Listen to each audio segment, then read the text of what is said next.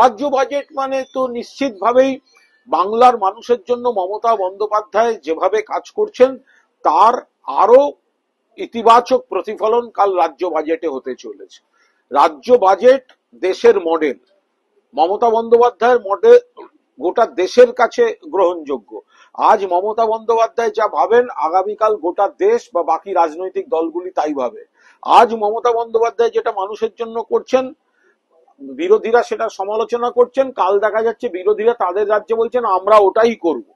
এবং মমতা বন্দ্যোপাধ্যায় রাজ্যে কৃষি, শিল্প, স্বনির্ভর গোষ্ঠী, মাঝারি শিল্প, ক্ষুদ্র শিল্প, বড় শিল্প, কর্মসংস্থান, পাশাপাশি সামাজিক সুরক্ষা, পরিকাঠামো উন্নয়ন, মানুষের ক্রয় ক্ষমতা বৃদ্ধি, এই গোটা জিনিসটা এত ভালোভাবে চলছে তার আরো কিছু ইতিবাচক প্রতিফলন আগামীকাল দেখা যাবে।